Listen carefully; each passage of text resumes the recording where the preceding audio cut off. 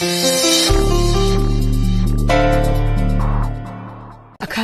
ನೀನೇ ಕಕ್ಕ ನಮ್ಮ ಮನೆ ಹತ್ರ ಬರಕ್ ಹೋದೆ. ನೀನು ನಾನು ಮಾತಾಡೋದನ್ನ ಯಾರು ನೋಡಿದ್ರೆ ತಪ್ಪಾಗುತ್ತೆ. ಈಗ ಅಂಥದ್ದೇನಾಗಿದೆ? ನೀನಾಗೆ ನಮ್ಮ ಮನೆ ಹುಡುಕೊಂಬಂದಿದ್ಯಾ ಅಂದ್ರೆ ಏನೋ. ಸತ್ಯ ಅವ್ರ ಅಪ್ಪನ ಸಾವಿನ ಬಗ್ಗೆ ವಿಚಾರಿಸ್ತಾ ಇದ್ದಾಳೆ.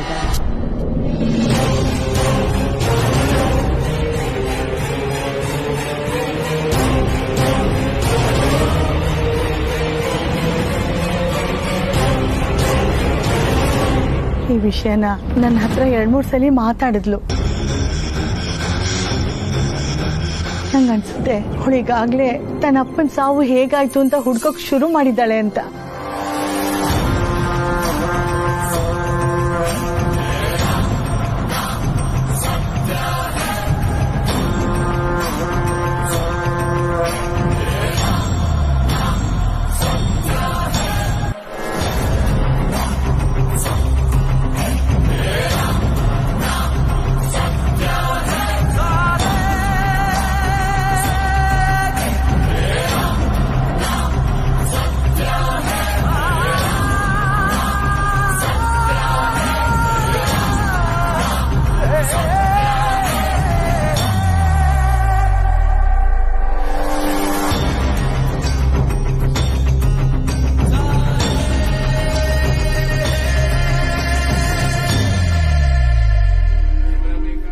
ಮುಚ್ಚೋಗಿರೋ ಸತ್ಯಕ್ಕೆ ಎಲ್ಲಿ ಜೀವ ಬಂದ್ಬಿಡುತ್ತೆ ಅಂತ ಭಯ ಶುರುವಾಗಿದೆ. ಅವಳಿಗೇನಾದ್ರೂ ಹಳೆ ವಿಷಯಗಳು ಗೊತ್ತಾಗಿ ನಿನ್ನನ್ನು ಹುಡ್ಕೊಂಡು ಬಂದಿದ್ಲಾ ಅಂತ ವಿಚಾರಿಸೋಕ್ ಬಂದೆ ನೀಲಮ್ಮ. ಸತ್ಯ ಏನಾದ್ರೂ ಬಂದಿದ್ಲಾ? ಇಲ್ಲ ಅಕ್ಕ, ನನ್ನ ಪಡೆಗೆ ನಾನಿಲ್ಲಿ ಬಡ್ಡಿ ಕೊಟ್ಕೊಂಡು ಜೀವನ ಮಾಡ್ತಾ ಇದ್ದೀನಿ. ನಾನು ಇಲ್ಲಿರೋದು ಯಾರಿಗೂ ಗೊತ್ತಿಲ್ಲ ಅಕ್ಕ. ನಿಮ್ಮ ಮೊಮ್ಮಗಳು ನನ್ನನ್ನೇನು ಹುಡುಕೊಂಡು ಬಂದಿಲ್ಲ. ಅವಳೇನಾದ್ರೂ ನನ್ನನ್ನು ಹುಡುಕೊಂಡ್ ಬರ್ತಾಳೆ ಅಂತ ಗೊತ್ತಾದ್ರೆ ನಾನು ಈ ಮನೆನೇ ಖಾಲಿ ಮಾಡ್ಬಿಡ್ತೀನಿ. ಅವಳೇನಾದ್ರೂ ನನ್ನ ಇಲ್ಲಿ ಹುಡುಕೊಂಬತ್ತು ಅಂದ್ರೆ ನಾನು ಗ್ರಾಚಾರ ಕೆಡ್ತು ಅಂತ ನನಗೆ ನರಕನೇ ಸೃಷ್ಟಿ ಆಗೋಯ್ತದೆ. ಅದಕ್ಕೆ ಮೊದಲು ಅವಳೇನಾದ್ರೂ ಬಂದ್ರೆ ಏನು ಗೊತ್ತಿಲ್ಲ ಅಂತ ಹೇಳ್ಬಿಡು ನೀಲಮ್ಮ. ಅವಳು ನಿನ್ನನ್ ಮೀರಿ ಮತ್ತೆ ಎಲ್ಲೂ ಮುಂದೆ ಹುಡ್ಕೊಂಡು ಹೋಗ್ಬಾರ್ದು. ನೀನು ಮನೆ ಖಾಲಿ ಮಾಡ್ತೀಯ ಅಲ್ವಾ? ಮಾಡ್ತೀನಕ್ಕ. ಅಕ್ಕ, ನಿನ್ ಮಗನ ವಿಚಾರ ನನ್ ಬಿಟ್ರೆ ನಿನ್ ಮಗನ್ ಫ್ರೆಂಡು ನಾಗೇಶನ್ ಮಾತ್ರ ಗೊತ್ತಿರೋದು. ಆದ್ರೆ ಅವನು ತುಂಬಾ ವರ್ಷಗಳಿಂದ ಯಾರ ಕಣ್ಗೂ ಕಂಡೇ ಇಲ್ಲ ಅಕ್ಕ. ಒಂದು ವೇಳೆ ನಿನ್ ಮೊಮ್ಮಗಳು ಈ ವಿಚಾರವಾಗಿ ಅವ್ರು ನೋಡಿಕೊಂಡು ಹೋಗ್ಬಿಟ್ರೆ ಕಷ್ಟ ಆಯ್ತದೆ ಅಕ್ಕ.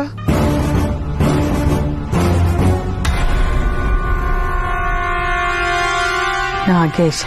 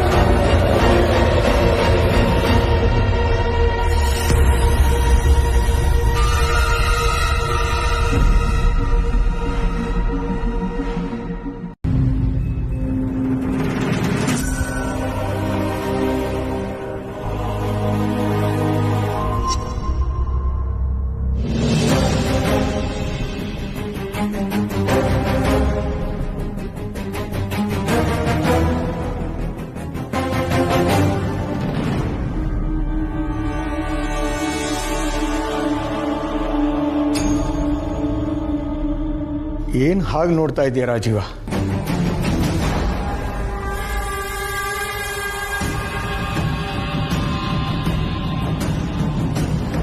ನನ್ನ ಹೆಂಡತಿ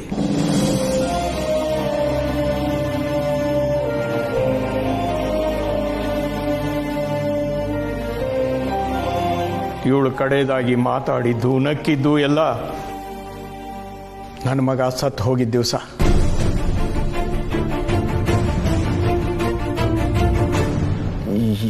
ಏನು? ನಿಮ್ಮ ಮಗ ಸತ್ತು ಹೋದ.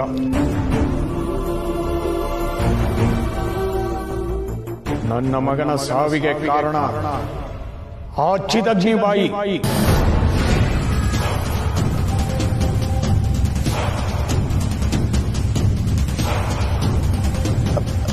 ಆದ್ರೆ ಈಗ ನೀವಿರೋದು ಅವಳ ಹತ್ರನೇ ಅಲ್ವಾ?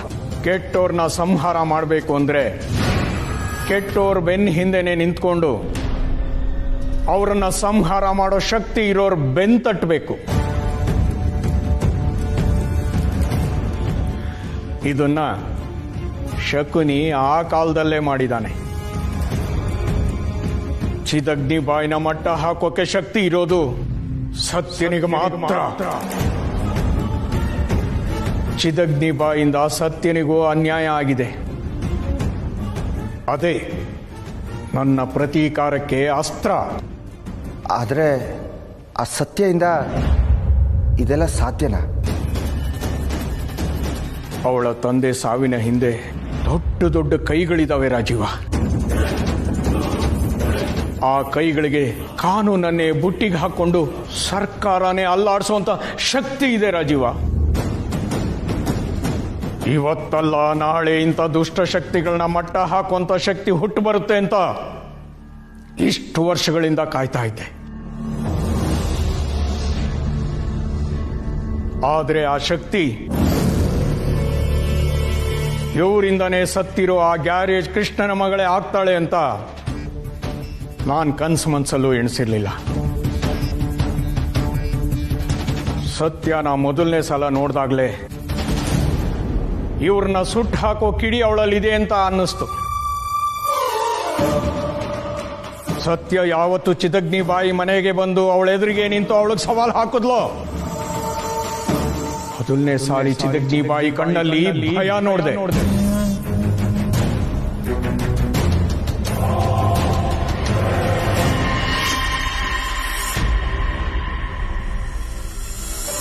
ಅವತ್ತೇ ಡಿಸೈಡ್ ಮಾಡ್ತೆ, ಸತ್ಯ ಅನ್ನೋ ಬೆಂಕಿ ಕಿಡಿಯಿಂದನೇ ಚಿದಗ್ನಿಬಾಯಿ ಅನ್ನೋ ದುಷ್ಟರನ್ನ ಸುಟ್ಟು ಹಾಕ್ಬೋದು.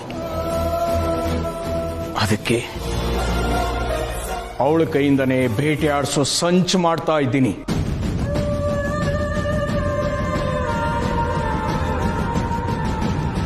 ಇದೆಲ್ಲ ಅಷ್ಟು ಸುಲಭದ ಮಾತಲ್ಲ ಅನ್ಸುತ್ತೆ ಅಂಕಲ್. ನನಗೆ ಗೊತ್ತು ಇದು ಸುಲಭ ಅಲ್ಲ ಅಂತ, ಆದ್ರೆ ಆಗದೆ ಇರುವಂಥದ್ದಂತೂ ಅಲ್ಲ. ನಾನು ಸಾಕಿರೋ ಹುಡುಗ ಅನ್ನೋ ನಂಬಿಕೆ ಮೇಲೆ ಇಷ್ಟು ವರ್ಷ ಯಾರ ಹತ್ರನೂ ಹೇಳದೆ ಇರೋ ಸತ್ಯನ ನಿನ್ನ ಹತ್ರ ಹೇಳಿದ್ದೀನಿ ರಾಜೀವ. ಆ ನಂಬಿಕೆನ ಉಳಿಸ್ಕೊಂಡು ನೀನು ನನ್ನ ಜೊತೆ ಇರ್ತೀಯ ಅಂತ ನಂಬಿದ್ದೀನಿ. ಖಂಡಿತ ಅಂಕಲ್.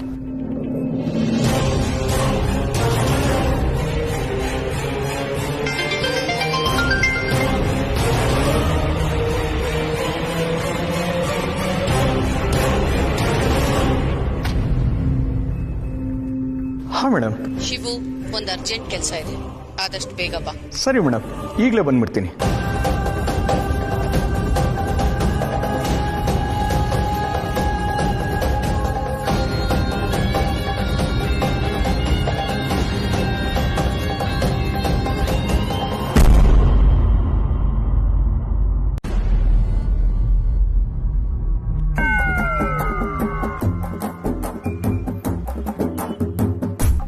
ನೀವೆಲ್ಲ ಶಾರ್ಟ್ ಲಿಸ್ಟ್ ಆಗಿದ್ದೀರಾ, ಆದ್ರೆ ಯಾರು ಸೆಲೆಕ್ಟ್ ಆಗಿಲ್ಲ. ಇವತ್ತಿನ ನಿಮ್ ಪರ್ಫಾರ್ಮೆನ್ಸು ನಿಮ್ ಇಡೀ ಜೀವನಾನೇ ರೂಪಿಸುತ್ತೆ. ಚಪ್ಪಾಳೆ, ವಿಸಿಲ್ಲು, ಸ್ಟಾರ್ಡಮ್, ಅದಕ್ಕೂ ಮೇಲೆ ಬೆಳಿತೀರಾ. ಇಷ್ಟೆಲ್ಲ ಹೇಳಿದ ಮೇಲೆ ನೀವು ಹೇಗೆ ಆಕ್ಟ್ ಮಾಡ್ತೀರಾ ಅನ್ನೋದು ನಿಮ್ಗೆ ಬಿಟ್ಟಿದ್ದು. ಇಲ್ಲಿ ಡೈಲಾಗ್ ಹೇಳಮ್ಮ. ನೋಡಮ್ಮ ನಮ್ಮ ಮಗಿನ ಮಗೀನ ಅಲ್ಲಮ್ಮ, ಮಗುನ. ಓ ಅದಿಯ ನಮ್ಮ ಮಗಿನ ಬಾಯಿಗೆ ಗಾಜಿನ ಸ್ಪೂನ್ ಇಟ್ಟೆ ಸಾಕಿದೀವಿ. ಕರ್ಮ ರೀ, ಗಾಜಿನ ಸ್ಪೂನ್ ಅಲ್ಲ ಕಣ್ರಿ, ಗೋಲ್ಡನ್ ಸ್ಪೂನು. ಬಾಯಿನಾಗಿಟ್ಟು ಅಲ್ಲ, ಬಾಯಲ್ಲಿಟ್ಟು. ರೀ ಏನ್ರಿ ನೀವು ಫಾರಿನ್ ರಿಟರ್ನ್ ಮಾತಾಡೋ ತರ ನಾವು ಮಾತಾಡ್ತಿದ್ದೀರಾ? ಯಾವ್ದೋ ಸಂತೆಲ್ ಕುಂಬಳಕಾಯಿ ಕದ್ಕೊಂಬಂದ ಒಂಥರ ಡೈಲಾಗ್ ಹೇಳ್ತೀಯಲ್ಲಮ್ಮ. ಕೂತ್ಕೊಳ್ರೆ, ನೀನ್ ಡೈಲಾಗ್ ಹೇಳಮ್ಮ. ಯಾಕೆ ಡೈಲಾಗ್ ಹೇಳಕ್ ಬರಲ್ವಾ? 3 ದಿನದಿಂದ ಡೈಲಾಗ್ ಪ್ರಾಕ್ಟೀಸ್ ಮಾಡ್ತಾನೇ ಇದ್ದೀರಾ, ಇನ್ನೂ ಡೈಲಾಗ್ ತಲೆ ಒಳಗೆ ಹೋಗಿಲ್ವಾ? ಡೈಲಾಗ್ ಹೇಳಕ್ ಬರುತ್ತೆ, ಆದ್ರೆ ಹೇಳಲ್ಲ. ಹೇಳಲ್ವಾ? ಯಾಕೆ? ಯಾಕೆ ಅಂದ್ರೆ 3 ದಿನದಿಂದ ಪ್ರಾಕ್ಟೀಸ್ಗೆ ಅಂತ ಕರೆದು ಕನ್ವಿನ್ಸು ಕೊಟ್ಟಿಲ್ಲ, ಪೇಮೆಂಟು ಕೊಟ್ಟಿಲ್ಲ. ಮೊದಲು ಪೇಮೆಂಟ್ ಕೈಗಿಡೋ, ಡೈಲಾಗ್ ಆಮೇಲೆ ಬಾಯಿಗೆ ಬರುತ್ತೆ.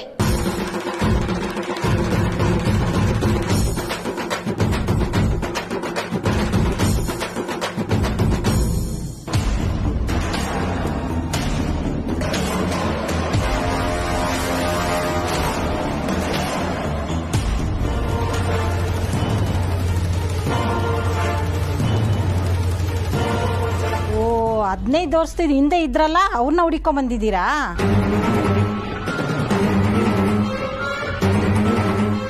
ಇವಾಗ ನೆನ್ಪಾಯ್ತು ನೋಡಿ, ಅವ್ರ ಹೆಸರು ನಾಗೇಶ್ ಅಂತಾನೆ. ಅವ್ರೆ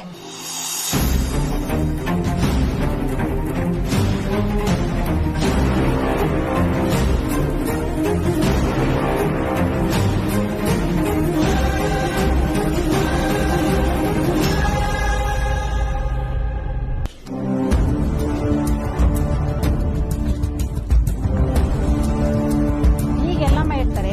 ಅವ್ರ ಮನೆ ಖಾಲಿ ಮಾಡದ್ಮೇಲೆ ನಾವು ಬಂದಿರೋದು.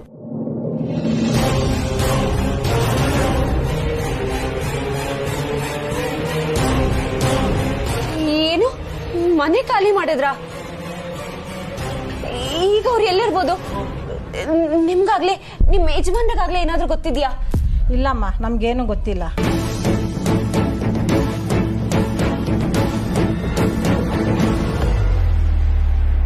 ಆದ್ರೆ ಮನೆ ಖಾಲಿ ಮಾಡುವಾಗ ನಮ್ ಸ್ವಂತ ಊರ್ಗೆ ಹೋಗ್ತೀನಿ ಅಂತ ಹೇಳ್ತಿದ್ರು.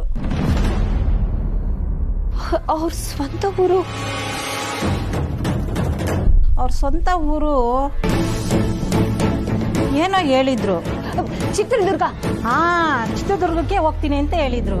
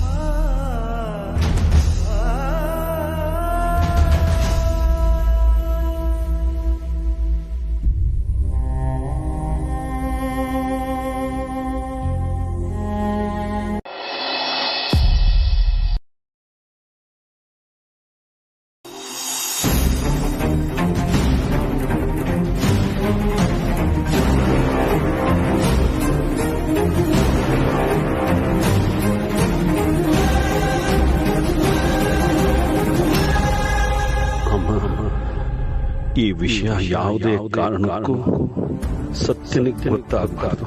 ಹಾಗಂತ ನನಗೆ ಮಾತು ಕೊಡಮ್ಮ. ಸತ್ಯ ಈಗ ಮನೆಗೆ ಬಂದು ವಿಚಾರಿಸಿದ್ರೆ ಏನಂತ ಹೇಳಲಿ? ವಿಷಯನೆಲ್ಲ ಯಾಕೆ ಮುಚ್ಚಿಟ್ಟಿದ್ರಿ ಅಂದ್ರೆ ನಾನು ಏನಂತ ಉತ್ತರ ಕೊಡ್ಲಿ? ಅವಳು ಈಗ ಕೋಪ ಮಾಡಿಕೊಂಡು ದುಡುಕಿ ಏನಾದರೂ ಅನಾಹುತ ಮಾಡಿಬಿಟ್ರೆ, ಅಯ್ಯೋ ದೇವ್ರೆ, ದಿವ್ಯನ ಮದುವೆ ಬೇರೆ ಹತ್ರದಲ್ಲಿದೆ. ಸತ್ಯ ಕೋಪದಲ್ಲಿ ಏನಾದರೂ ಹೆಚ್ಚು ಕಡಿಮೆ ಮಾಡೋದು, ಜಾನಕಿ ಅದಕ್ಕೆ ಸಿಟ್ಟು ಮಾಡಿಕೊಂಡು ಸತ್ಯನ ಮನೆಯಿಂದ ಆಚೆ ಹಾಕೋದು, ಇದೇ ಸಮಯ ಅಂತ ದಿವ್ಯಾ ಅವಳ ಬಗ್ಗೆ ಚುಚ್ಚು ಮಾತಾಡೋದು, ಇದೆಲ್ಲ ಆದ್ರೆ ಏನ್ ಗತಿ?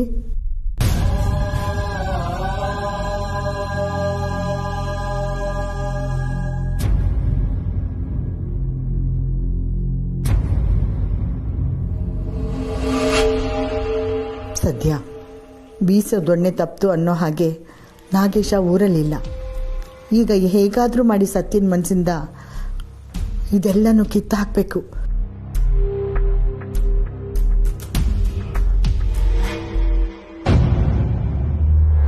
ಅವಳ ಗಮನ ಬೇರೆ ಕಡೆ ಹೋಗೋ ಹಾಗೆ ಮಾಡಬೇಕು. ಅವಳು ಎಲ್ಲ ಯೋಚನೆಗಳನ್ನು ಮರೆತು ಬೇರೆ ಯಾವುದಾದ್ರೂ ವಿಷಯದ ಕಡೆ ತಲೆ ಹಾಕೋ ಹಾಗೆ ಮಾಡಬೇಕು. ಆದರೆ ಅಂಥ ವಿಷಯ ಯಾವುದಿದೆ?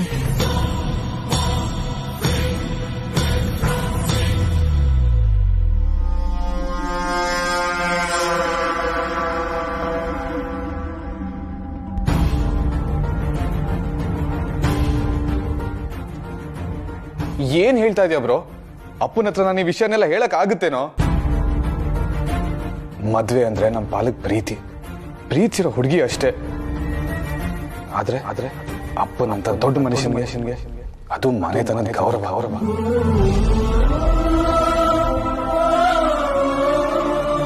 ಮರ್ಯಾದೆ ಪ್ರಶ್ನೆ, ಕೊಟ್ಟಿರೋ ಮಾತನ್ನ ಉಳಿಸ್ಕೊಳ್ಳೋ ಪ್ರಶ್ನೆ, ಸಂಪ್ರದಾಯಗಳು, ಪದ್ಧತಿ, ನಿಶ್ಚಿತಾರ್ಥ ಇದೆಲ್ಲ ಅವ್ರ ಮನಸ್ಸಲ್ಲಿ ಇರುತ್ತೆ ಬ್ರೋ. ಹಲೋ, ನೀನು ಇದಕ್ಕೆಲ್ಲ ಇಂಪಾರ್ಟೆನ್ಸ್ ಕೊಟ್ಕೊಂಡು ಕೂತ್ರೆ ನಿನ್ನ ಲೈಫಲ್ಲಿ ಮದುವೆ ಅನ್ನೋದು ಮೀನಿಂಗ್ಲೆಸ್ ಆಗೋಗುತ್ತೆ. ಮದುವೆ ಅನ್ನೋದಕ್ಕೆ ಅರ್ಥನೇ ಮರ್ತೋಗುತ್ತೆ. ಬ್ರೋ, ಮದುವೆ ಅನ್ನೋದು ಇಷ್ಟಪಡೋ ಎರಡು ಮನ್ಸು ಒಂದಾಗೋದು. ನಿಜ ಬ್ರೋ, ಆದ್ರೆ ಅದೆಲ್ಲ ಮಾತಲ್ಲಿ ಹೇಳಕ್ ಸರಿ ಅಷ್ಟೇ. ನಮ್ಮ ಮದುವೆ ಬಗ್ಗೆ ನಮ್ಗಿಂತ ದೊಡ್ಡವ್ರಿಗೆ ಎಕ್ಸ್ಪೆಕ್ಟೇಷನ್ ತುಂಬಾ ಜಾಸ್ತಿ ಇರುತ್ತೆ. ನಮ್ಮ ಆಸೆಗಳಿಗೋಸ್ಕರ ಅವ್ರ ಆಸೆಗಳನ್ನ ಹರ್ಟ್ ಮಾಡಕ್ಕಾಗುತ್ತೇನೋ? ನಿನ್ನೇನು ಅಪ್ಪ ನನ್ನ ಮದುವೆ ಬಗ್ಗೆ ಮಾತಾಡಿದ್ರು. ನಿನ್ಗೆ ಏನಾದ್ರೂ ಕನ್ಫ್ಯೂಷನ್ ಇದೆಯಾ ಮಗನೇ ಅಂತ ಕೇಳಿದ್ರು. ಅವ್ರಿಗೆ ಏನು ಉತ್ತರ ಕೊಡಬೇಕು ಅಂತಾನೆ ನನ್ಗೆ ಗೊತ್ತಾಗ್ಲಿಲ್ಲ. ಒಂದ್ ವೇಳೆ ನನ್ನ ಮನ್ಸು ಬದಲಾಗಿದೆ ಅಂತ ಅವ್ರಿಗೆ ಗೊತ್ತಾದ್ರೆ ಅವ್ರು ಅದನ್ನ ಹೇಗೆ ರಿಸೀವ್ ಮಾಡ್ತಾರೆ ಅನ್ನೋದು ಗೊತ್ತಿಲ್ಲ. ಅಕಸ್ಮಾತ್ ನಮ್ಮಪ್ಪಂಗೆ ಶಾಕ್ ಆಗಿ ಅವ್ರ ಹೆಲ್ತ್ಗೆ ಏನಾದ್ರು ಆದ್ರೆ ನನ್ನಿಂದಾನೆ ನಮ್ಮಪ್ಪಂಗೆ ಹಿಂಗೆ ಆಗೋಯ್ತಲ್ಲ ಅಂತ ಇಡೀ ಜೀವನ ಗಿಲ್ಟಲ್ಲಿ ಒದ್ದಾಡ್ಬೇಕಾಗತ್ತೆ.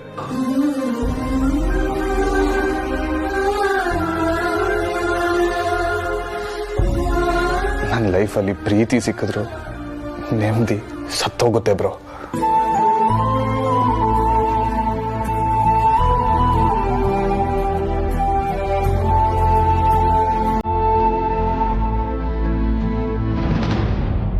ಈಗ ಏನ್ ಮಾಡ್ಬೇಕು ಅಂದ್ಕೊಂಡಿದ್ದೆ ಕಾರ್ತಿಕ್?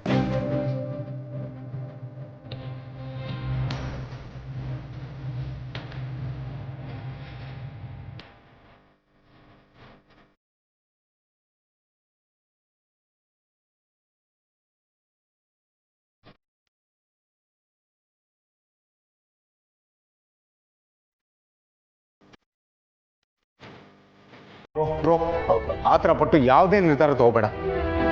ಈ ಪ್ರೀತಿನ ತ್ಯಾಗ ಮಾಡ್ತೀನಿ ಅನ್ನೋದೆಲ್ಲ ಸಿನಿಮಾದಲ್ಲಿ ಚಂದ ಅಷ್ಟೇ.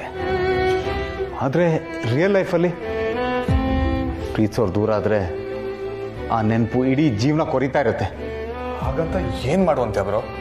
ಪ್ರೀತಿಗೋಸ್ಕರ ಜನ್ಮ ಕೊಟ್ಟು ತಂದೆನೆ ದೂರ ಮಾಡುವಂತ್ಯ? ಹಾಗಾದ್ರೆ ನಿನ್ ಮನ್ಸಿಗೆ ನೀನೇ ಮೋಸ ಮಾಡ್ಕೋತೀಯ? ನಿಶ್ಚಿತಾರ್ಥ ಆದ್ಮೇಲೆ ಮದ್ವೆ ಬೇಡ ಅನ್ನೋದು ಮನೆಯವ್ರು ಮಾಡೋ ಮೋಸ ಆಗಲ್ವಾ? ಆದ್ರೆ ನೀನ್ ದಿವ್ಯನ್ ಪ್ರೀತಿಸ್ತಿದ್ದೆ ಅಂತ ತಪ್ಪಾಗಿ ತಿಳ್ಕೊಂಡಿದ್ದೆ. ನಾನು ಮಾಡಿದ ತಪ್ಪೆ. ಆ ತಪ್ಪಿಗೆ ಇದೇ ನಾನು ಶಿಕ್ಷೆ ಅನ್ಕೋತೀನಿ. ಈ ಶಿಕ್ಷೆ ನಿನ್ನ ಬೇರೆ ದಿಕ್ಕಿಗೆ ಕರ್ಕೊಂಡು ಹೋಗುತ್ತೋ? ನನಗಿದ್ ಬಿಟ್ರೆ ಬೇರೆ ದಾರಿ ಕಾಣಿಸ್ತಿಲ್ಲ ರಾಹುಲ್.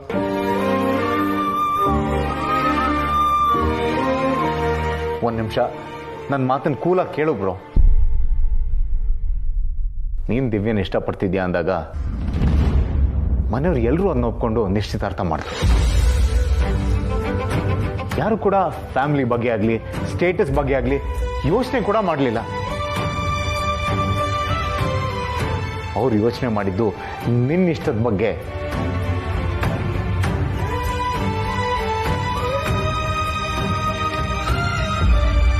ಅಂದ್ರೆ ಅರ್ಥ ಮನೆಯವರಿಗೆ ನಿನ್ ಸಂತೋಷ ಮುಖ್ಯ ಅಂತ ತಾನೆ? ಹೌದು, ಅದೇ ತರ ನನ್ಗೆ ಅವ್ರ ಸಂತೋಷನೂ ಮುಖ್ಯ.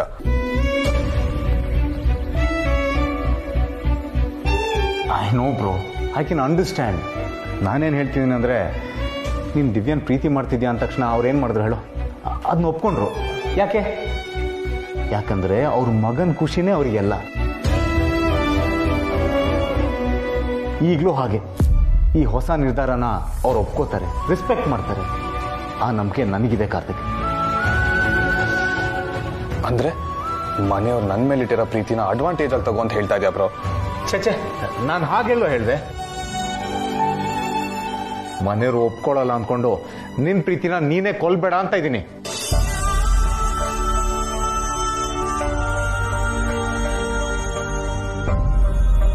ಬ್ರೋ, ಜೀವ ಇರೋದನ್ನಷ್ಟೇ ಕಣ ಕೊಲ್ಲಕ್ಕಾಗದು. ಅಷ್ಟಕ್ಕೂ ನಾನಾಗ್ಲಿ ಸತ್ಯ ಆಗ್ಲಿ ಯಾವತ್ತೂ ಪ್ರೀತಿ ಬಗ್ಗೆ ಮಾತೇ ಆಡಿಲ್ಲ. ನನ್ನ ಬಗ್ಗೆ ಸತ್ಯನ ಮನಸ್ಸಲ್ಲಿ ಏನಿದೆ ಅನ್ನೋದೇ ನನ್ಗೆ ಗೊತ್ತಿಲ್ವೇ.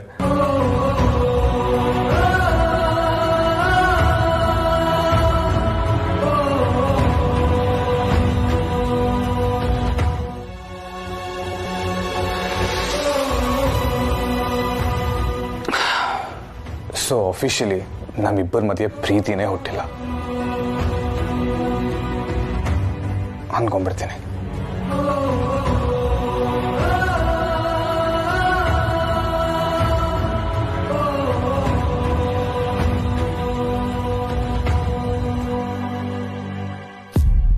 ಹುಟ್ಟದೇ ಇರೋ ಪ್ರೀತಿನ ಹೇಗೋ ಕೊಲ್ಲಕ್ಕಾಗತ್ತೆ?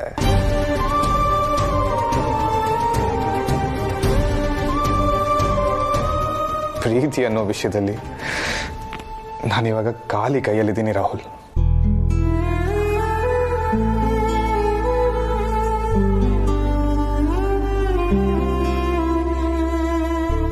ಮಗನ ನಿರ್ಧಾರ ಸರಿ ಅಂತ ಯೋಚನೆ ಮಾಡಿ, ಆ ಯೋಚನೆಗೆ ಸಪೋರ್ಟ್ ಮಾಡಿ ನನಗೂ ದಿವ್ಯನ್ಗೂ ನಿಶ್ಚಿತಾರ್ಥ ಮಾಡಿದೆ. ಆ ನಂಬಿಕೆನ ಕೊಲ್ಬೇಕು ಅಂತ್ಯಾ ಬ್ರೋ? ಹಾಗೊಂದ್ ವೇಳೆ ಅವ್ರ ನಂಬಿಕೆ ಸುಳ್ಳಾಗೋದ್ರೆ, ಅಪ್ಪಂಗೆ ಏನಾದ್ರು ಆಗೋದ್ರೆ? ನೋ, ಹಾಗಾಗ್ಬಾರ್ದು. ಹಾಗಾದ್ರೆ ಈಗ ಏನ್ ಮಾಡ್ತೀವೋ ಗೊತ್ತಿಲ್ಲ ಕಣೋ. ಹೃದಯ ಬೇಕು ಅಂತಿರೋದನ್ನ ಮನ್ಸು ಒಪ್ಕೊಳ್ಳೋಕೆ ರೆಡಿ ಇಲ್ಲ ಕಣೋ. ಕಾರ್ತಿಕ್, ಎಲ್ಲೋಗ್ತಾ ಇದೆಯಾ? ಅಪ್ಪನ್ ಮಾತ್ರೆ ಕೊಡ್ಬೇಕು, ನಾನು ಹೋಗಿರ್ತೀನಿ, ನೀನ್ ಫ್ರೆಶ್ ಅಪ್ ಆಗ್ಬಿಡ್ ಬಾ. ಕಾರ್ತಿಕ್, ಕಾರ್ತಿಕ್,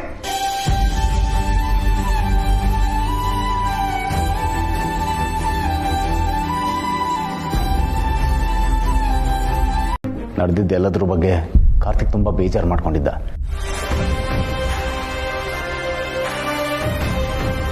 ಅವನು ಮನೆ ಬಿಟ್ಟು ಹೋಗಿದ್ದ ವಿಚಾರ ತಾನೆ? ಹೌದು,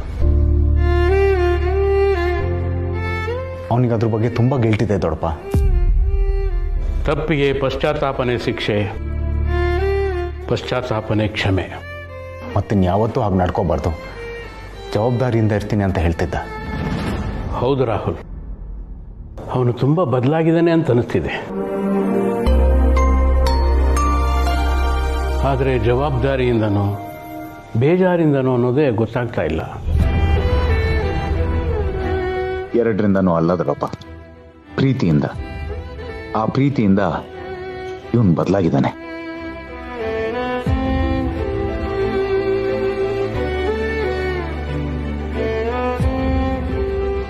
ಅವನ ಮನಸ್ಸಿನಲ್ಲಿ ಏನೋ ಕೊರಿತಿದೆ ಅನಿಸ್ತಿದೆ. ರಾಹುಲ್, ಹೇಗೂ ನೀನು ಸೈಕಾಲಜಿ ಓದ್ಕೊಂಡಿರೋನು, ಅವನ ಮನಸ್ಸಿನ ಗೊಂದಲಗಳೇನು ಅಂತ ನೀನು ತಿಳ್ಕೊಬೋದಲ್ವಾ? ಏನೋ ತಕ್ಕ ಮಟ್ಟಕ್ಕೆ ತಿಳ್ಕೊಂಡಿದ್ದೀನಿ ದೊಡ್ಡಪ್ಪ. ಆದರೆ ಈಗ ಅವನ ಮನಸ್ಸಲ್ಲಿರೋ ವಿಚಾರಗಳ ಬಗ್ಗೆ ಅವನಿಗೆ ಗೊಂದಲ ಇಲ್ಲ. ಆದರೆ ಆ ವಿಚಾರಗಳಿಗೆ ಮನೆಯವ್ರ ಬೆಂಬಲ ಸಿಗುತ್ತೋ ಇಲ್ವೋ ಅನ್ನೋ ಗೊಂದಲ ಇದೆ.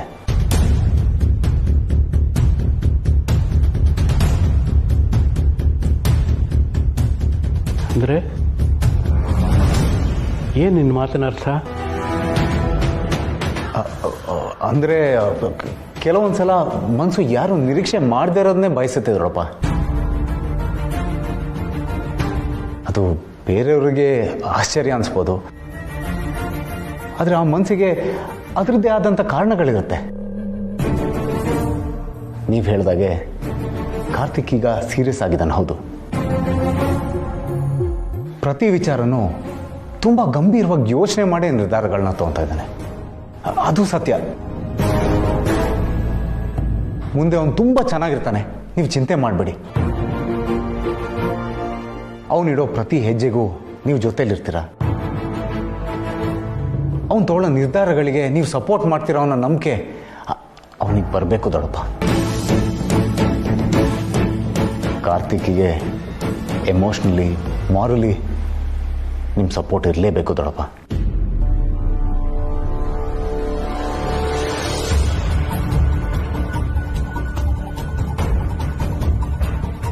ದೊಡ್ಡಪ್ಪ, ಐ ಹೋಪ್ ನನ್ನ ಮಾತಿನ ಉದ್ದೇಶ ನಿಮಗೆ ಅರ್ಥ ಆಯಿತು ಅಂದ್ಕೊಂಡಿದ್ದೀನಿ. ನಾನೇನು ಬರ್ತೀನಿ.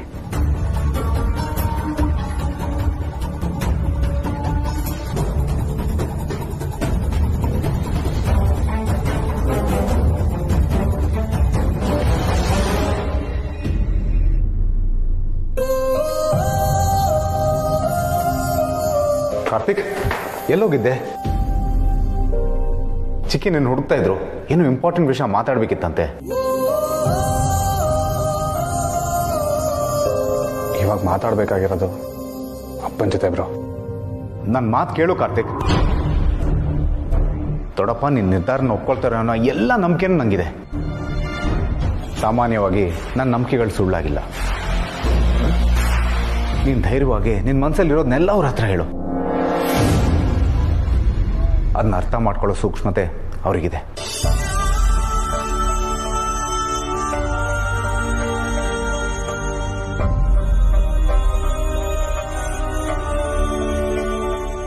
ಈಜ್ ಬರಲ್ಲ ಅಂತ ಗೊತ್ತಿದ್ರು ನೀರಿಗೆ ಬೀಳೋ ರಿಸ್ಕು ನೀನು ತಗೊಂತೀಯ ಬ್ರೋ. ನೀನು ತಗೊಂತೀಯ ಅಂತ ನಾನೇನಾದರೂ ರಿಸ್ಕ್ ತಗೊಂಡ್ರೆ ಒಂದು ಪ್ರಾಣದ ಜೊತೆ ಆಟ ಆಡ್ದಂಗಲ್ವಾ ಬ್ರೋ? ಹಾಗೆಲ್ಲ ಏನೂ ಆಗಲ್ವೋ. ನಾನು ಈಗಷ್ಟೇ ದೊಡ್ಡಪ್ಪನ ಹತ್ರ ಮಾತಾಡಿದ್ದೀನಿ. ನಿನ್ನ ಪರವಾಗಿ ನನ್ನ ಕಡೆಯಿಂದ ಒಂದು ಪೀಠಿಕೆನೂ ಹಾಕಿದ್ದೀನಿ.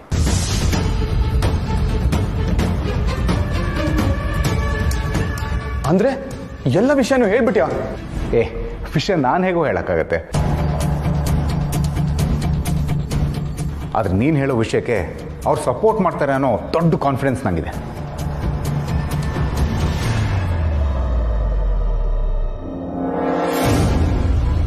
ಪ್ಲೀಸ್ ಕಾರ್ತಿಕ್, ನಿನ್ನ ಮನಸ್ಸಿನ ಮಾತನ್ನ ಇವತ್ತು ಅವ್ರ ಹತ್ರ ಹೇಳ್ಕೊಬಿಡು.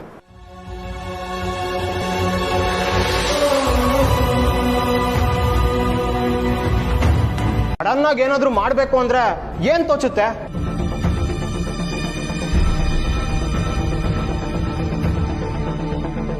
ನಮ್ ದಿವ್ಯಾ ಮೊದ್ಲೇ ಖತರ್ನಾಕು. ನಾರ್ಮಲ್ ಆಗಿ 3 ತರ ಪ್ಲೇಟ್ ಬದಲಾಯಿಸ್ತಾಳೆ. ಇನ್ನು ಅವಕಾಶ ಸಿಕ್ಕಿದ್ರೆ ಬಿಡ್ತಾಳ? ಅವಳನ್ನ ಪುನಃ ಏನಾದ್ರೂ ಪ್ಲಾನ್ ಮಾಡಿ ಟ್ಯಾಕಲ್ ಮಾಡ್ಬೇಕು.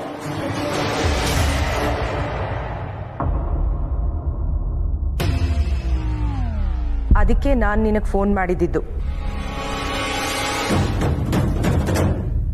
ಕಲ್ಯಾಣೋತ್ಸವದ ಬಗ್ಗೆ ನನಗೂ ಈಗಲೇ ಗೊತ್ತಾಗಿದ್ದು. ಮೊದಲು ಅದ್ರ ಬಗ್ಗೆ ಏನಾದರೂ ಯೋಚನೆ ಮಾಡು. ಇದಕ್ಕೆ ಆರ್ಡಿನರಿ ಪ್ಲಾನ್ ಎಲ್ಲ ವರ್ಕ್ ಆಗಲ್ಲ. ಏನಾದ್ರೂ ಮಾಸ್ಟರ್ ಪ್ಲಾನೇ ಮಾಡಬೇಕು.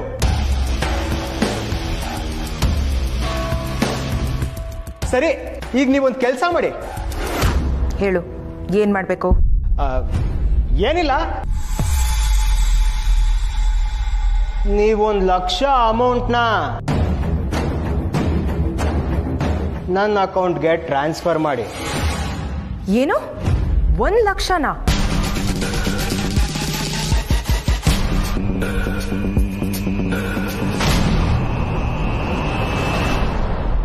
ಯಾಕೆ? ನೋಡಿ, ಮತ್ತೆ ಪ್ರಶ್ನೆ ಮಾಡ್ತಿದ್ದೀರಾ?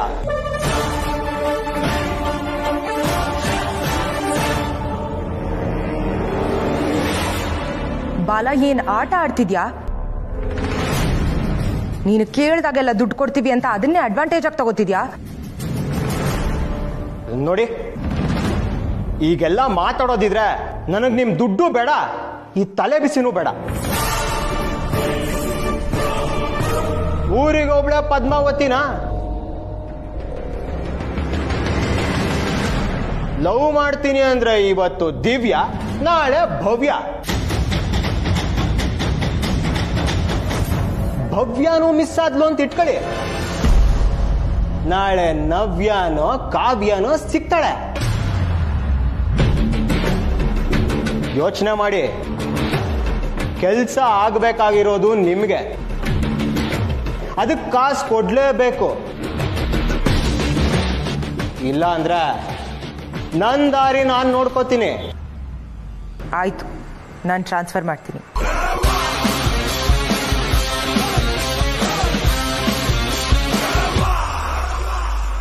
ಆದರೆ ಟೆಲ್ ಮಿ ಸಮಥಿಂಗ್, ನೀನು ದಿವ್ಯಾನ ಸೀರಿಯಸ್ ಆಗಿ ಲವ್ ಮಾಡ್ತಿದ್ಯಾ? ಲವ್ ಏನೋ ಮಾಡ್ತಿದ್ದೀನಿ,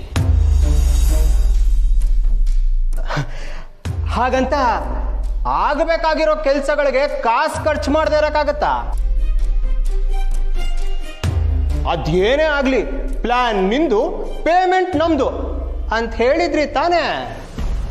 ಓಕೆ, ನಾನು ಅಮೌಂಟ್ ಕಳಿಸ್ತೀನಿ. ನೀನು ಆದಷ್ಟು ಬೇಗ ಪ್ಲಾನ್ ರೆಡಿ ಮಾಡು.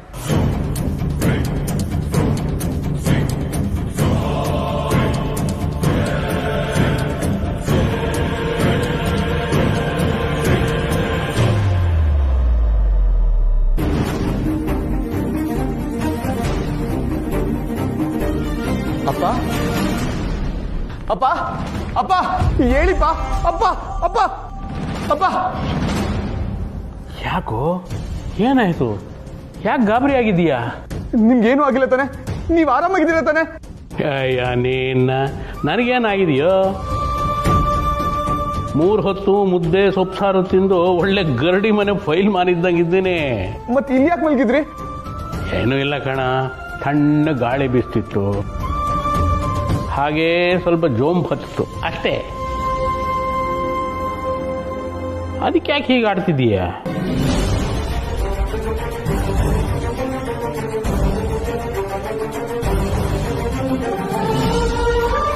ಕಾರ್ತಿಕ್, ನಾನು ನೋಡ್ತಾನೆ ಇದ್ದೀನಿ, ಮತ್ತೆ ನೀನು ಮನೆಗೆ ಬಂದಾಗ್ಲಿಂದ ವಿಚಿತ್ರವಾಗಿ ಆಡ್ತಾ ಇದೆಯಲ್ಲೋ, ಏನಾಯ್ತು? ನೀನು ಬದಲಾಗಿದ್ದೀಯಾ, ನಿನಗೂ ಜವಾಬ್ದಾರಿ ಬಂದಿದೆ ಅಂತ ನಾನು ಅನ್ಕೊಂಡೆ. ಜವಾಬ್ದಾರಿ ಬರೋದು ಅಂದರೆ ನಗು ಹೋಗೋದು ಅಂತಲ್ವೋ? ಇಲ್ಲಪ್ಪ, ನಾನು ನಗ್ನಗ್ತಾನೆ ಇದ್ದೀನಿ. ನಗ್ನಗ್ತಾ ಇದ್ದೀನಿ ಅಂತ ಹೇಳೋದನ್ನ ನಗುತ್ತಾ ಹೇಳೋಕೆ ನಿನ್ನ ಕೈಲಿ ಆಗ್ತಾ ಇಲ್ಲ. ನಿನ್ನೆ ನಿಮಗೆ ಏನು ಹೇಳೋ ಪರಿಸ್ಥಿತಿಲಿ ನಾನು ಇರಲಿಲ್ಲ, ಆದರೆ ಇವತ್ತು ನಿಮಗೆಲ್ಲ ಹೇಳ್ತೀನಪ್ಪ.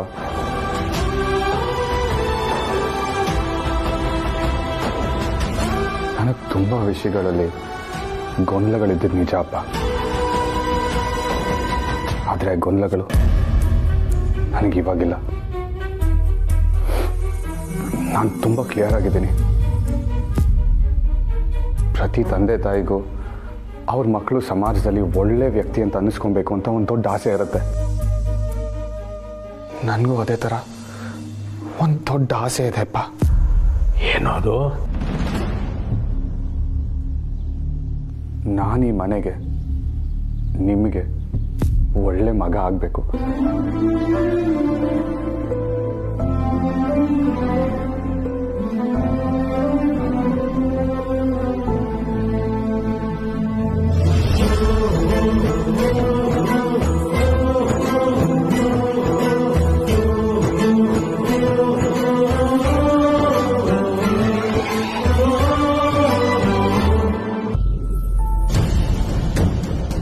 ಅಯ್ಯೋ ದೇವ್ರೆ, ರಾಹುಲ್ ಅವನು ಭಾವನ ಹತ್ರ ಮಾತಾಡ್ತಿದ್ದಾನೆ ಅಂದರೆ ಅವನು ಅವನೇ ಕಟ್ಟಾಕೊಂಡ್ಬಿಡ್ತಾನೆ ಕಣೋ. ಅವನ ಬಗ್ಗೆ ನನಗೆ ಚೆನ್ನಾಗಿ ಗೊತ್ತು. ಬಾ ಹೋಗೋಣ, ಕರ್ಕೊಂಡ್ಬಂದ್ಬಿಡೋಣ. ಪ್ರಯೋಜನ ಇಲ್ಲ ಚಿಕ್ಕಿ. ಅವ್ನು ಕರ್ಕೊಂಡು ಬಂದು ಏನಂತ ದೊಡ್ಡ ವ್ಯತ್ಯಾಸ ಆಗಲ್ಲ. ಅವನಿಗಾಗಲೇ ನಾನು ಹೀಗೆ ಇರಬೇಕು, ಹೀಗೆ ಮಾತಾಡಬೇಕು ಅಂತ ಅಂದ್ಕೊಂಡಿರ್ತಾನೆ. ಮೋಸ್ಟ್ಲಿ ಆ ನಿರ್ಧಾರನ ದೊಡ್ಡಪ್ಪಂಗೆ ಹೇಳ್ತಾ ಇದ್ದಾನೆ. ಸ್ವಲ್ಪ ವೇಟ್ ಮಾಡೋಣ. ಅವ್ನ ನಿರ್ಧಾರಗಳನ್ನು ನಾವ್ಯಾರೂ ಬದಲಾಯಿಸೋಕ್ಕಾಗಲ್ವಾ? ಆ ನಿರ್ಧಾರಗಳಿಗೋಸ್ಕರ ಅವನ ಮನಸ್ಸನ್ನೇ ಬದಲಾಯಿಸ್ಕೊಂಡಿದ್ದಾನೆ ಅಂದಮೇಲೆ ನಾವು ಪ್ರಯತ್ನ ಪಡೋದು ವ್ಯರ್ಥ ಅನ್ಸಚ್ಚಿಕೆ.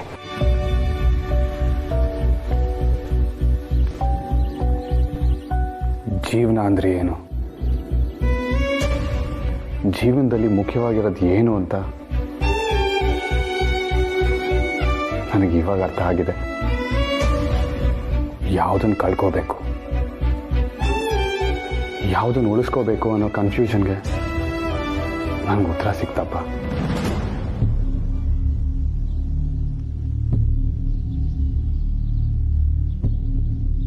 ನೀವು ನೆನ್ನೆ ನನ್ನ ಮದುವೆ ಬಗ್ಗೆ, ನನ್ನ ಮತ್ತು ದಿವ್ಯನ್ ರಿಲೇಷನ್ಶಿಪ್ ಬಗ್ಗೆ ಕೇಳಿದ್ರಿ.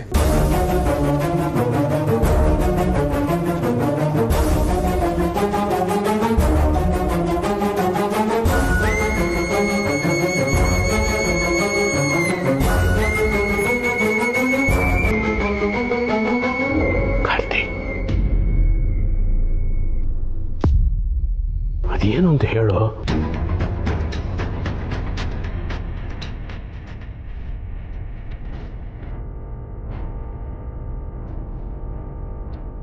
ದಿವ್ಯ ಅಂದರೆ ನನಗಿಷ್ಟ.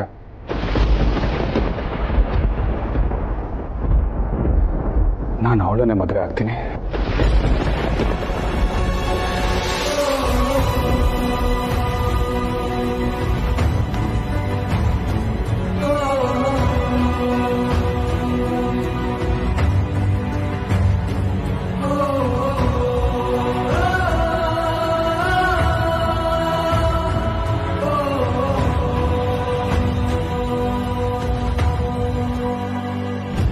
ನಾನು ಅವಳನ್ನ ಮದುವೆ ಆಗ್ತೀನಿ ಅಂದಾಗ ನೀವೆಲ್ಲರೂ ಎಷ್ಟು ಖುಷಿಯಿಂದ ನಿಶ್ಚಿತಾರ್ಥ ಮಾಡಿಕೊಟ್ರಿ.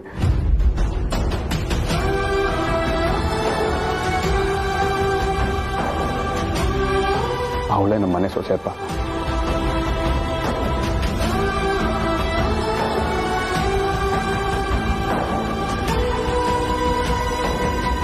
ನೀವು ಅವ್ರ ಮನೆಯವ್ರು ಕೊಟ್ಟ ಮಾತು ನಡೆಯುತ್ತಪ್ಪ.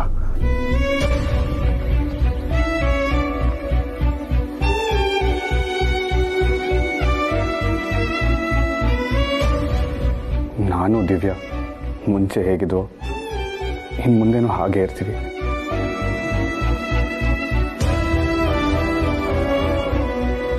ಈ ಮದುವೆ ವಿಚಾರದಲ್ಲಿ ನನಗೆ ಯಾವ ಅನುಮಾನನೂ ಇಲ್ಲಪ್ಪ.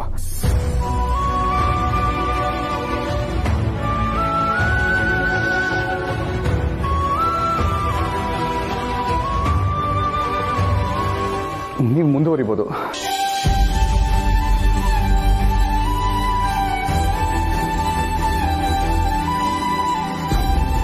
ತಲೆಗೆ ಬರೋ ಯೋಚನೆಗಳನ್ನೆಲ್ಲ ಕಿತ್ತು ಹಾಕಿ ಆ ಹುಡುಗನ ಹತ್ರ ಹೋಗಿ I love you Amal baby ಅದೇ ಹೇಳ್ಬಿಡು. ಹಾ ಆಯ್ತು, ಹೇಳ್ತೀನಿ. ಹೇಳ್ತೀಯಾ? ಹಾ ಹೇಳು. ಈಗ್ಲಾ? ಹಾ ಈಗ್ಲೇ ಹೇಳು.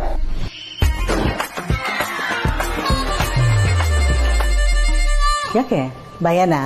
ಹೇಳ್ತೀನಿ ಗಿರ್ಜಮ್ಮ, ನನ್ಗೇನ್ ಭಯ ಇಲ್ಲ. ಹೇಳೆ ಒಂದ್ಸಲಿ.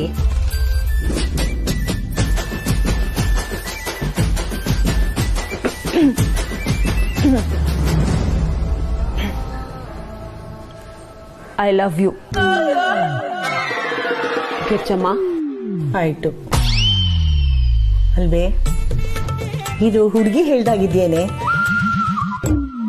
ಯಾವ್ದೋ ಸಿನಿಮಾ ಹೀರೋ ಹೇಳ್ದಾಗಿದೆ. ಐ ಲವ್ ಯು ಅನ್ನೋದನ್ನ ಹೇಳ್ಕೊಂಡು ಹೇಗಿರ್ಬೇಕು ಗೊತ್ತೇನೆ? ಏನೋ ಮಧುರಯಾತನಿ ಆ ತರ ಇರ್ಬೇಕು. ಆ ಹುಡುಗ ಹತ್ರ ಹೋಗಿ I love you Amul baby ಅಂತ ಹೇಳು ಅಂದ್ರೆ ಗಿರ್ಜಮ್ಮ ಅಂತೆ. ಗಿರ್ಜಮ್ಮ ಪ್ರಾಕ್ಟೀಸ್ ಮಾಡ್ಕೊಳೆ ರಾತ್ರಿ ಎಲ್ಲ. ಹೇಳ್ಕೊಟ್ರು ಬರಲ್ಲ ಅನ್ನತ್ತೆ.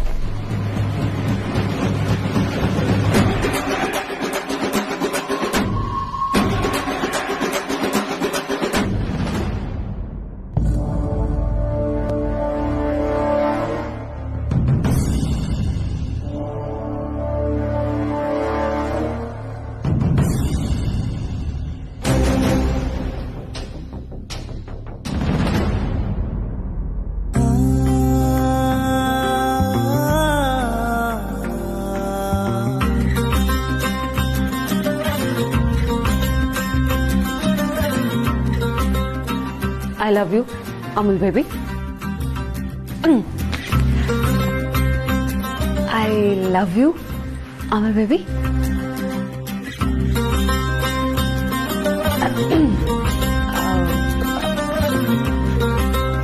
I love you, Amul baby.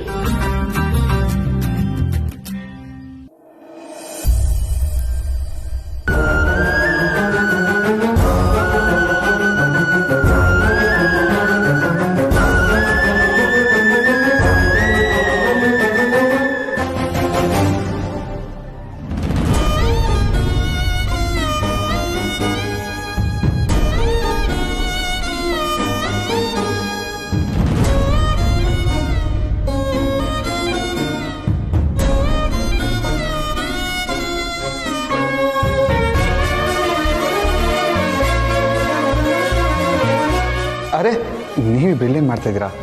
ನಾವಿಬ್ರು ಇಲ್ಲೇನು ಮಾಡ್ತಿದ್ದೀವಿ ಅನ್ನೋದು ಮುಖ್ಯ ಅಲ್ಲ ಈಗ. ನೀನು ಅಲ್ಲೇನು ಹೇಳ್ದಿ ಅನ್ನೋದು ಮುಖ್ಯ ಈಗ.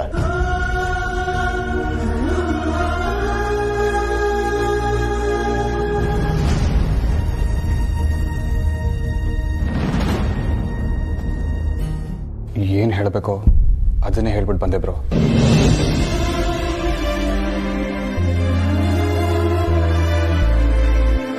ಇವಾಗ ನನಗೆ ಯಾವ ಥರನೂ ಕನ್ಫ್ಯೂಷನ್ ಇಲ್ಲ, ಎಲ್ಲ ಕ್ಲಿಯರ್ ಆಗಿದೆ.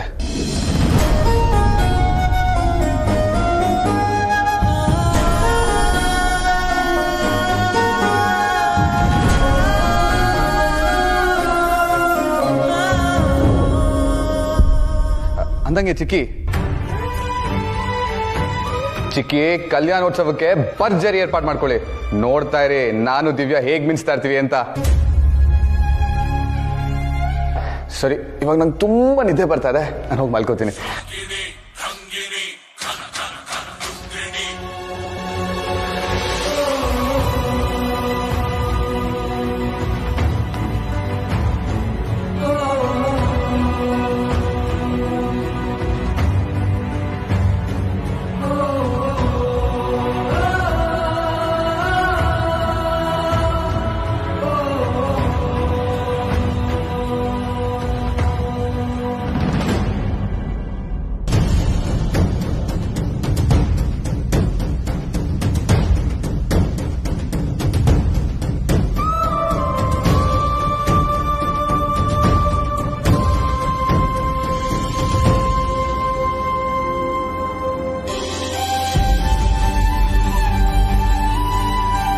ಯೋಗ್ಯತೆ ತಕ್ಕಂತೆ ಸಂಬಂಧನ ಹುಡುಕ್ಬೇಕಾಗಿತ್ತು.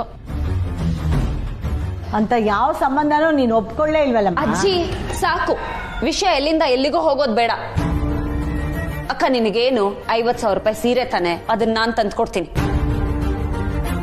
ನೀನ್ ಯೋಚನೆ ಮಾಡ್ಬೇಡ. ನನಗೆ ನಿನ್ನ ಅನುಕಂಪ ಬೇಕಾಗಿಲ್ಲ. ಈ ಮನೆ ಮಗಳಾಗಿ ನನ್ನ ಹಕ್ನ ಕೇಳ್ತಾ ಇದ್ದೀನಿ. ಈ ಮನೆ ಮಗಳನ್ನ ಮದ್ವೆ ಮಾಡಿ ಕಳಿಸ್ಬೇಕಾದ್ರೆ ಏನ್ ಕರ್ತವ್ಯ ಇದೆಯೋ ಅದನ್ನ ಸರಿಯಾಗಿ ಮಾಡಿ. ಆಯ್ತಮ್ಮ, ನಮ್ ಕರ್ತವ್ಯ ನಿನ್ ಹಕ್ಕು ಅಂತಾನೆ ಸೀರೆ ತಂದು ಕೊಡ್ತೀವಿ, ಆಯ್ತಾ?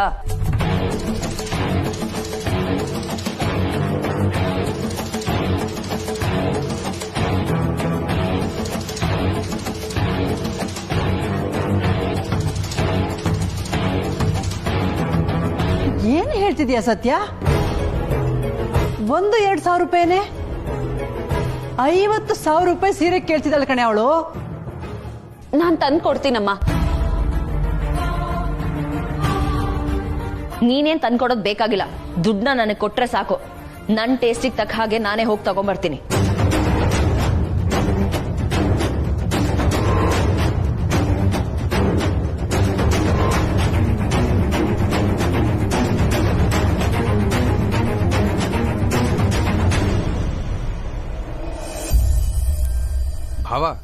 ನಾಳೆ ಕಲ್ಯಾಣೋತ್ಸವ ತುಂಬಾ ಚೆನ್ನಾಗಾಗ್ಬೇಕು. ಹೌದೌದು, ತುಂಬಾ ತುಂಬಾ ಚೆನ್ನಾಗಾಗ್ಬೇಕು, ಕ್ಲಾಸ್ ಆಗಿರ್ಬೇಕು. ಅದಕ್ಕೆ ನಮ್ಮ ಮನೆಯವ್ರು ಎಲ್ರೂ ಸೇರಿ ಪೂಜೆ ಕೆಲ್ಸದಲ್ಲಿ ಒಟ್ಟು ಓಡಾಡ್ಬೇಕು. ನಿಜ ಮಾಮಯ್ಯ, ಒಂದ್ ನಿಮಿಷ ಕೂಡ ನಾವು ನಿಲ್ಬಾರ್ದು, ಆ ಕಡೆ ಈ ಕಡೆ ಹಿಂಗೆ ಓಡಾಡ್ತಾ ಇರ್ಬೇಕು ಅಷ್ಟೇ. ಪೂಜೆಲಿ ಯಾವುದೇ ರೀತಿ ಕುಂದು ಕೊರತೆ ಆಗ್ಬಾರ್ದು. ಅದಕ್ಕೆ ನೀವ್ ಅಮ್ಮನ ಹತ್ರ ಚೆಕ್ ಲಿಸ್ಟ್ ತಗೊಂಡು ಆ ಚೆಕ್ ಲಿಸ್ಟ್ ಅಲ್ಲಿ ಏನೇನಿದೆಯೋ ನೀವ್ ತಂದ್ಕೊಡ್ಬೇಕು.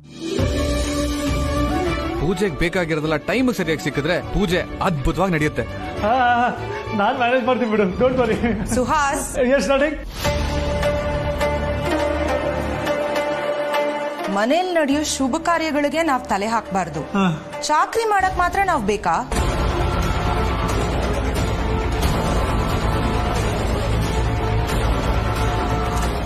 ಅಕ್ಕ, ಯಾಕೆ ಹಾಗೆ ಮಾತಾಡ್ತಾ ಇದ್ಯಾ? ಈ ನಿನ್ ತಮ್ಮನ್ ಮದ್ವೆ ನೀನಿಲ್ಲ ಅಂದ್ರೆ ನಡೆಯುತ್ತಾ? ನೀನೆ ಮೊದ್ಲಿನ ಸಾಲಲ್ಲಿ ಇರ್ತೀಯ.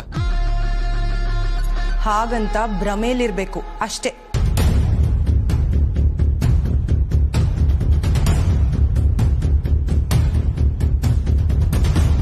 ಅಕ್ಕ, ನನ್ ಮದ್ವೆಯಲ್ಲಿ ನಮ್ಮ ಮನೆಯವ್ರು ಎಲ್ರೂ ಖುಷಿಯಾಗಿರ್ಬೇಕು, ಅದೇ ನನ್ನ ಉದ್ದೇಶ. ನಿನ್ನ ಉದ್ದೇಶಕ್ಕಾಗ್ಲಿ ನಮ್ ಮಾತಗಾಗ್ಲಿ ಈ ಮನೆಯಲ್ಲಿ ಬೆಲೆ ಎಲ್ಲಪ್ಪ ಇದೆ? ಮನೆಯವ್ರ ನಿರ್ಧಾರಕ್ಕೆ ನೀನ್ ತಲೆ ಬಗ್ಬೇಕು, ನಾವ್ ತಲೆ ಹಾಕಬಾರ್ದು, ಅಷ್ಟೇ ಬೇಕಾಗಿರೋದು ಅವ್ರಿಗೆ.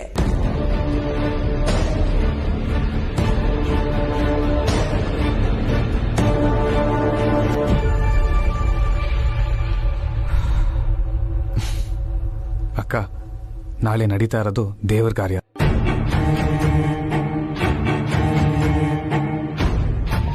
ಅದರಲ್ಲಿ ಮನೆಯವ್ರು ಎಲ್ಲರೂ ಭಾಗವಹಿಸಿದ್ರೇನೆ ಚಂದ.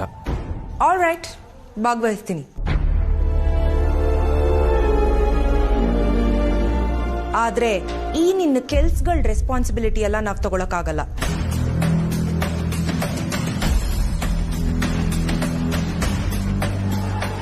ಕಷ್ಟಪಟ್ಟು ಎಲ್ಲ ಕೆಲಸ ಮಾಡಿ ಒಂದು ಸಣ್ಣ ಏರುಪೇರಾದ್ರೂ ಕಡೆಗೆ ದೂರದು ನಮ್ಮನ್ನೇ.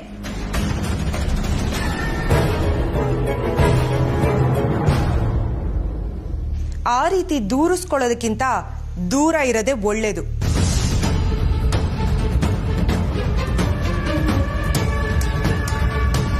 ನಾನು ಹೇಳಿದ್ದು ನಿನಗೂ ಅರ್ಥ ಆಯ್ತು ಅನ್ಕೋತೀನಿ.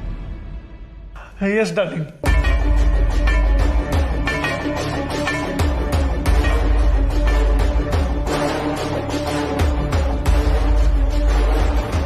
ಅಕ್ಕ,